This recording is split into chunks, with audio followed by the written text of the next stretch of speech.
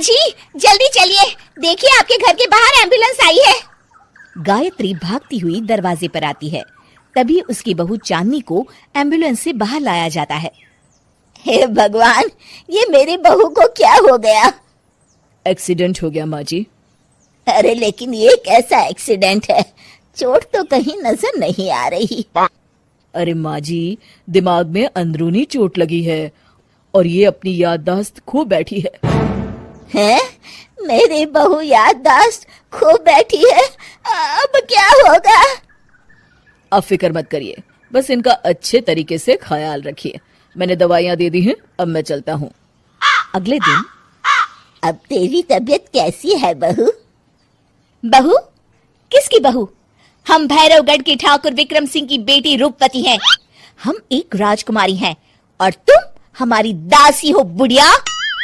अरे बेटा विशाल, बहू कैसी बहकी बातें कर रही है।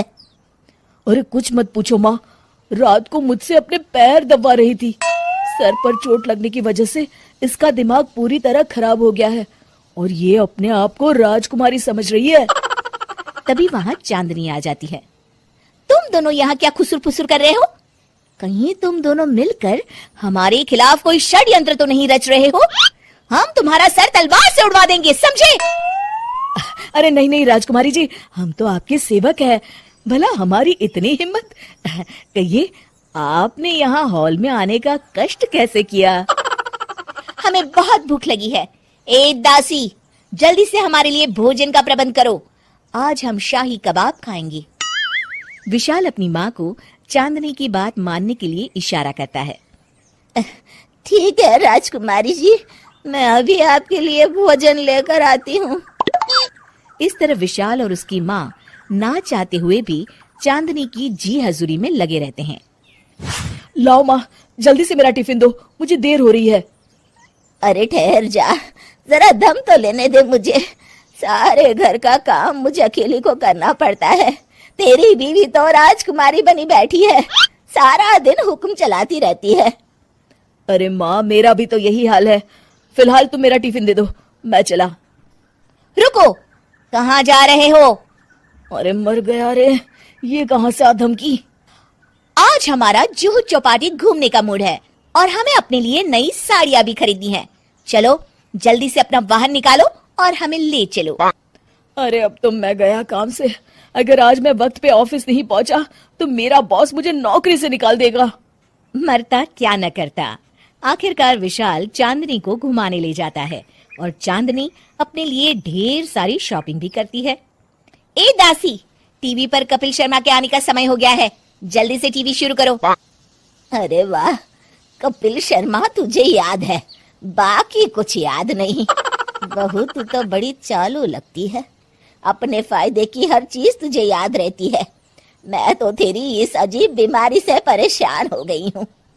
अगले दिन, अरे डॉक्टर साहब, आप इतने दिन से मेरी बहू का इलाज कर रहे हैं, लेकिन उसकी बीमारी तो सुधरने के बजाय और बढ़ती जा रही है।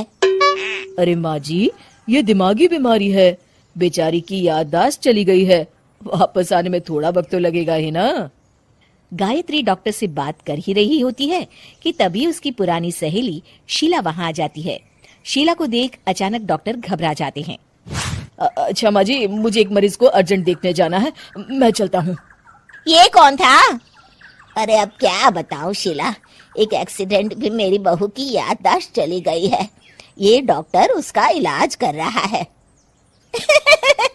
ये डॉक्टर कब से बन गया? अरे ये तो चमन पान वाले का लड़का है, सारा दिन नौटंकी करता रहता है। अच्छा तो ये बात है, अब मैं समझी। मेरी बहू और ये पान वाले का लड़का दोनों मिलकर मुझे बेवकूफ बना रहे थे। चल तू मेरे साथ। गायत्री शीला को एक बड़ा सा डंडा हाथ में देकर अपनी बहू चांदनी के कमरे में ले जाती है। बहू, ये मेरी सहेली है, एक डॉक्टर है। इसने तेरे जैसे न जाने कितनों का इलाज 2 मिनट में कर दिया है। इसका कहना है कि सर पर जहाँ चोट लगी हो, अगर उसी जगह दोबारा किसी बड़े डंडे से जोर से मारा जाए तो मरीज की याददाश्त वापस आ जाती है। देख, हम डंडा भी लाए हैं। अपनी सास की बातें सुनकर और हाथ में बड़ा डंडा देख चांदनी घबरा जाती है। अरे बाप रे, मैं तो फंस गई। इस डंडे की एक बार की वार से ही मैं तो चारों खाने चित हो जाऊंगी। अब क्या करूं, क्या करूं, क्या करूं? लेकिन गायत्री, डंडा सर पर ठीक उसी जगह लगना चाहिए जहाँ चोट लगी है। अरे तू चिंता मत कर, 2-4 बार मारूंगी तो एक बार तो सही जगह लग ही जाएगा ना। चल बहू, तैयार हो जा। अरे नहीं नहीं माँ जी, मुझे मत मारिए। दरअसल घर के काम करने से बचने के लिए मैंने ये सब नाटक किया था। मुझे माफ कर दीजिए, मैं कान पकड़ती हूँ। दोबारा ऐसी गलती कभी नहीं करूंगी।